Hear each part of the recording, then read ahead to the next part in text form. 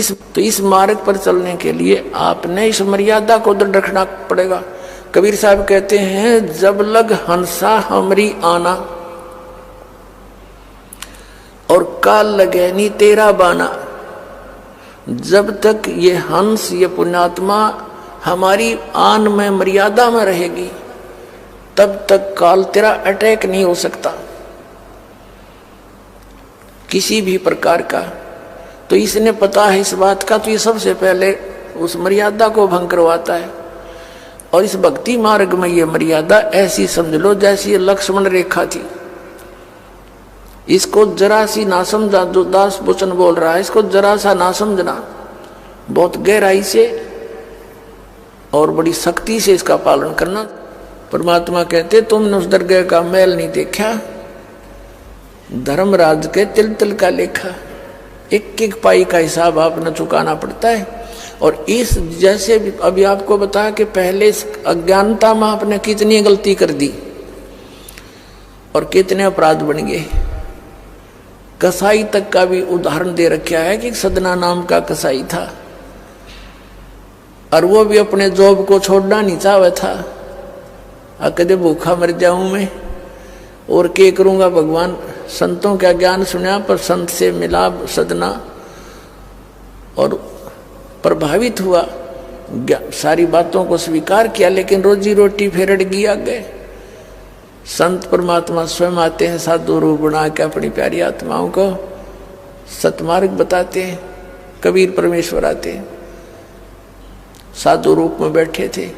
तो सदना कसाई ने सत्संग सुना, परमेश्वर जो संत रूप में आए हुए थे, कबीर जी बड़ा प्रभावित हुआ, अपने कर्मों की तरफ झांका और कहा, भगवान मैंने तो नाश कर लिया, क्या मेरा भी उद्धार हो सके गुरुदेव, हे महात्मा जी। तब संत ने कहा, संत रूप में परमात्मा विराजमान थे, कहने लगे, भाई आगे पाप करो ना और पिछले माफ हो जाएंगे इस भक्ति साधन से, मैं बताऊंगा ऐसे। वो कहने लगा जी, परमात्मा ने पूछा तू कौन है भाई? कि मैं कसाई हूँ जी, मैं कसाई हूँ, कसाई सदना कसाई, सदना नाम मेरा सदना नाम है, क्या मेरा मुझ पापी का भी उद्धार हो सकता है? परमात्मा ने कहा, भाई होगा, कति हो जाएगा, पर बेटा आज्ञा ना करिए। कहने लगा जी क्यों कर बात बनेगी, और तो कोई साधन नहीं रोजी रोटी का। परमात्मा संत जी ने कहा, परमात्मा संत रूप में बैठे थे, बेटा पेट में भगवान ने पाला तू, जब कौन रोटी लेकर जाया करता तेरी, कौन पहुंचाता था? और माँ के गर्भ से बाहर आते ही माँ के सतन में दूध दे दिया, उससे पहले दूध नहीं था, तो क्या अब वो तेरी संभाल नहीं करेगा? लेकिन ये तो एक हमने औपचारिकता सी बातें लगती हैं, क्योंकि हम दूसरे रंग में रंगे हुए। कहने लगा जी मेरा तो काम ना चले, बालक भूखे मर जाएंगे, मेरा तो और कोई काम नहीं, मैं तो नौकर हूं एक कसाई का, और मन्ना तो काम करना पड़ेगा। तो परमात्मा ने सोची, भाई ये तो सारे बांझ रखे काल ने। कहा, परमात्मा ने कहा, बेटा इसने छोड़ दे तू। तो सदना कसाई कहने लगा, महाराज जी कुकर छोड़ो, भूखे मर जाएंगे, बालक नाम लेना चाहे उठे नहीं, मेरा उद्धार कर दो गुरुदेव, उद्धार कर दो, मैं तो कति नरक में गया। परमात्मा बोले, भाई नो दोनों बात क्यों करोगी मेरे? फिर परमेश्वर ने सोचा, चल भाई चाक सूती है इसकी, तो बहुत जबरदस्त इच्छा भगवान में। तो मालिक ने कहा, ठीक है बेटा तू नो करिए, एक अपना लिमिट बना ले कि इससे ज्यादा नहीं बकरे काटेगा, जितनी तू ज्यादा से ज्यादा बना ले, पर रही है वचन पे। अब सदना बोला, जी ठीक है। उसने सोचा रोज के 5-4 काटने पड़े हैं, हम बेईमान से। कहने लगा, अब जी 100 तो ज्यादा नहीं काटूंगा डेली। परमात्मा बोले, अच्छा भाई जाते, ठीक है बेटा, देख रही है वचन पे, अकजी पक्का हूं मैं वचन का। चला गया। अब क्या हुआ कि उस शहर में राजा की लड़की का ब्याह हो गया, बारात आ गई, और उसमें बकरे दारू चल रहे, मुसलमान बादशाह था। मतलब मांस तो आम खाते हैं, दारू शराब तो नहीं होगी खैर। अब उसके सदना के मालिक ने आदेश दिया कि सदना बड़ा ऑर्डर आ गया उससे, और भाई तुम ला दिए बकरे, ला कर रख दिए 20। अब 20 काट दिए सदना ने, फिर डिमांड आएगी 20 की और। कहने का भाव ये है कि 100 के 100 बकरे कट गए। और सदना ने सोचा हे भगवान, कति पूरी बात बड़ी, हे भगवान आपने प्रण भी आपने रखा, मेरी तो प्रतिज्ञा भी आपने रखी। मांझ दो के हथियार धर दिए, अकरेगी इज्जत आजत है, कति नाश हो गया था। इतने में परमात्मा ने क्या किया, एक बहुत बड़े व्यापारी का रूप बना के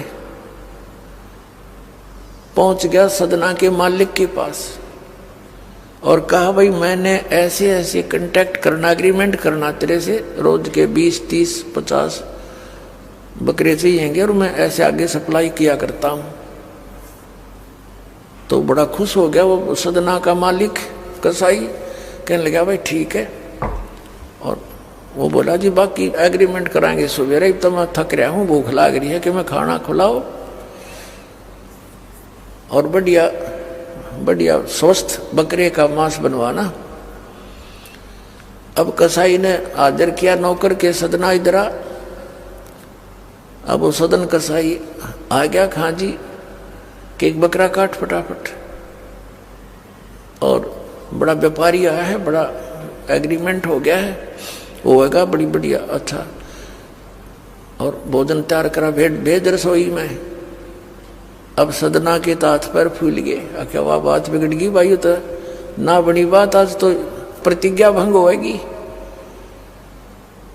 अब उसने सोचा कि जब बकरा ना काटूंगा तो यो मालिक नौकरी तो निकाल लेगा, और जब बकरा काट दिया तो वचन भंग हो गया, मेरी तो बात बिगड़ गई दोनों तरफ से। तो उसने सोचा एक आदमी का भोजन बनेगा, तो उसने क्या सोचा कि बकरे के नड़े नड़े काट दूं अंडकोश, अब मेरा पर्ण भी रह जाएगा और भोजन भी बन जाएगा एक आदमी का। हथियार उठाया और बकरे के वो नड़े काटने चाहे, बकरा बुला दिया परमात्मा ने बोला सदना और देख भाई मर्यादा ना तोड़े, ना जाने कितनी बार तो तू बकरा बन दिया और मैं बना कसाई। और देखियो मैंने तेरे गल काटे हैं, तेरे को ऐसे नहीं काटा जैसे तू काटने जा रहा है। अब सारी रात तड़प कर मरूंगा मैं, तन्ने भी फिर मैं ऐसे ही काटूंगा तेरे को, ये देख लेना। अब बकरा किस सदना किसके बकरे काटे था, हाथ मत कर छूट गई, कप्पा खड़ा खड़ा बकरा बोले ना, कटर बैठ गया रोए। मालिक ने बाट देखी, रसोई में आवाज लगाई, रसोई से संदेशा गया जी अभी तक आया नहीं, मटेरियल पदार्थ नहीं आया, बनाऊं के ऊपर। खुद मालिक गया, सदना से कहा कि सदना क्या करा तूने, काटा नहीं बकरा।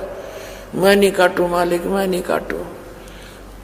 उसने सोचा ये तो दुश्मन है, ये प्रसन्न नहीं है मेरा इस एग्रीमेंट से, ये काहे का नौकर है।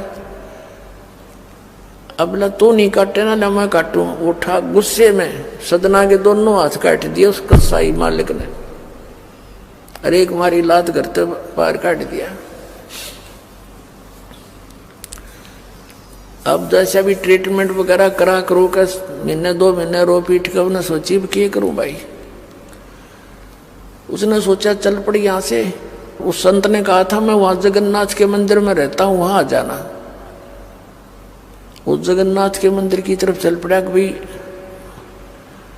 परमात्मा ने जब इतना चमत्कार दिखाया है, बकरा बोलिया, इसे बुंडे काम ना मैं तो कदे भी ना करूं, मरवा से जीवा से भूखे मरे। आदमी की कही तो ना जच्चे, पर वह तो सच्ची होगी, सामने तो जुल्म हो गया। यूं तो बहुत बुरा जो है ना एक रूटीन है, यू नहीं करें भाई कति भी। संत साची के थे, वो उस दिन जच्ची उसके उस गुरुदेव के पास समाधान के लिए चल पड़ा। देख कहाँ तक बिजली गिरती है इस गुंडे कर्मों से, कैसे फिर जो मालिक परम संत की शरण में जा रक्षा कैसे होती है। अब वो चला जा रहा था। पहले सरपंच नहीं होते थे, नंबरदार होली सोली होता था गांव का, और 5-4 गांव में से एक गांव वाले व्यक्ति नंबरदार को विशेष और पावर दे देता था राजा, जिस वो दंडित भी कर सकता था अन्य किसी उनको। एक नंबरदार के घर पे रास्ते में जा रहा था, नंबरदार के घर पे रुक गया और कहा जी मैं रात न रुकूंगा, मैंने आगे यात्रा पे जाना है, जगन्नाथ में जा रहा हूँ। तो पहले धार्मिक व्यक्ति, वैसे तो आम व्यक्ति की बहुत इज्जत करता थे अतिथि की। नंबरदार ने सदना को रोक लिया, रुक जा भाई रोटी खाइए, अलग से व्यवस्था कर दी, खाना खुना खा ठाठ तरह। अब क्या हुआ कि उस नंबरदार की पत्नी जो थी वो बैड कैरेक्टर थी, उसने सदना के साथ दुर्व्यवहार करने की चेष्टा की। वो रोने लग गया, माई मैं तो महादुखी व्यक्ति हूँ, रात काटनी है, काटने दे तो काट दे, न मैं भी चला जाऊंगा।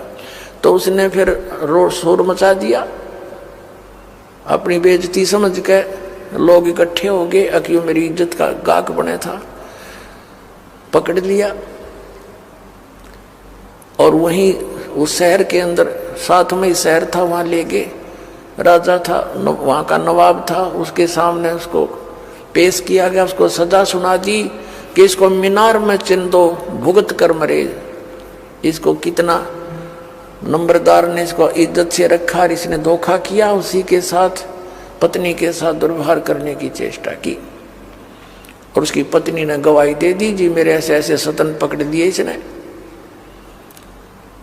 अब मीनार के अंदर खड़ा करके मीनार चढ़वा दिया, बंद कर दिया। अकाप मर जाएगा चिल्ला चिल्ला के, रो पीट के।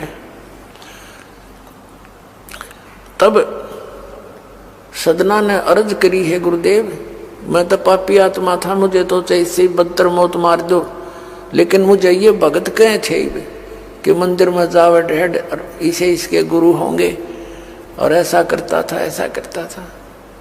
दाता आपके नाम पर बट्टा लग गया, तो मैं तो नीच था, तो इससे भी बुरी मौत मार देते। दाता इस भक्ति की इज्जत रखियो मेरे मालिक।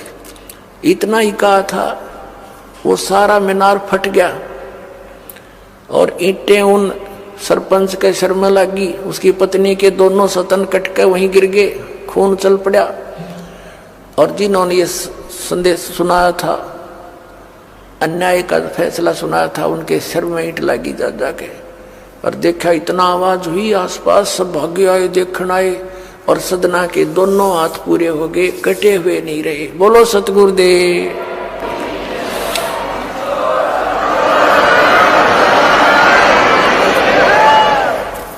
तो कहने का भाव ये पुण्यात्मा, हम मर्यादा इतनी भारा मान रहे हैं जो भगवान के मार्ग पर चलने वाली, और उनसे ही लाभ होगा।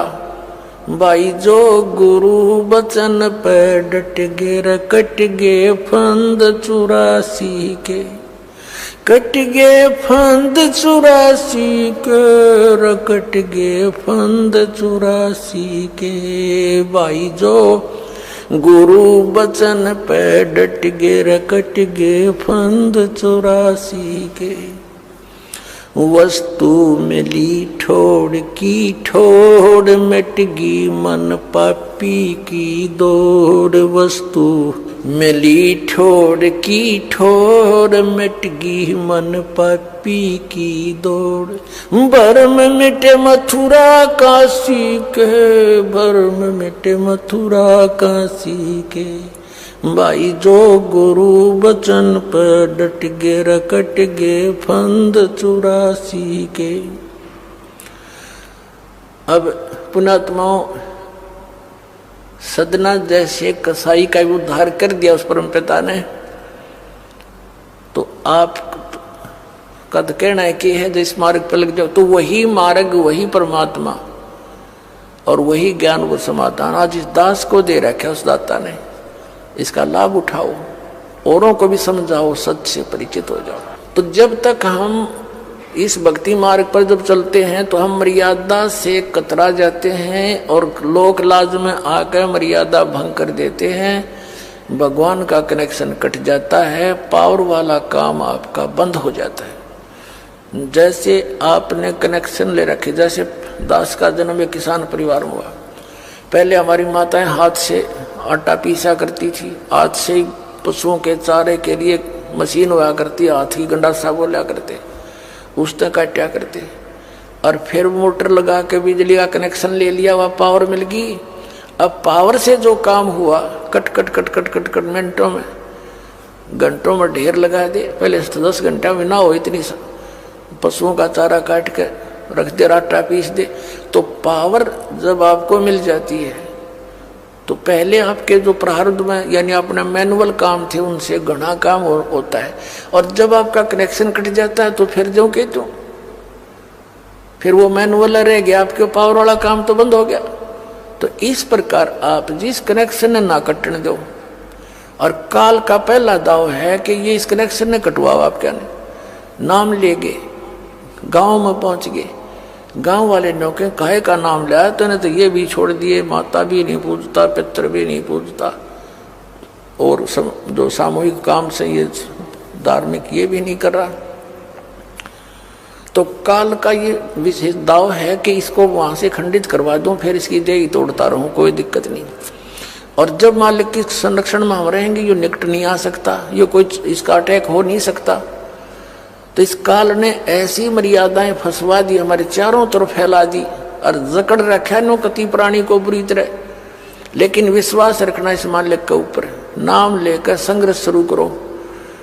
वही बात है, जब कोई आपका कुल के लोग, आप उनको समझाने की चेष्टा करो, भाई ये बात है, ये ज्ञान है, मेरे ही समझ में आ गया, और इसमें कोई त्रुटि है तो आप गहराई से देखो, आपको त्रुटि लगे तो मुझे बताओ, मैं त्याग दूंगा, न तुम आप भी लगो इस मार्ग को ग्रहण करो। तो वो नहीं मानते हैं, तो आप जी ने भी उनकी बातों को नहीं मानना है, इतनी सी बात है। जैसे एक चुटकुला है, एक टीचर था, अध्यापक, बच्चे बैठा था, और बच्चे वहीं उसकी क्लास में कोई शरारत कर रहा था, कोई कूद रहा था, कोई उछल रहा था। एक व्यक्ति ने जाके कहा कि मास्टर जी, ये बच्चे आपसे नहीं डरते, काहे का टीचर है? तो टीचर बोला, मैं के डर हूं इनते, मैं भी ना डरता इनते। तो अब जब वो हमारे नहीं मानते तो हम भी नहीं मानना उनकी। तो इस मार्ग पर चलने के लिए आपने इस मर्यादा को दृढ़ रखना पड़ेगा। कबीर साहब कहते हैं, जब लग हंसा हमरी आना,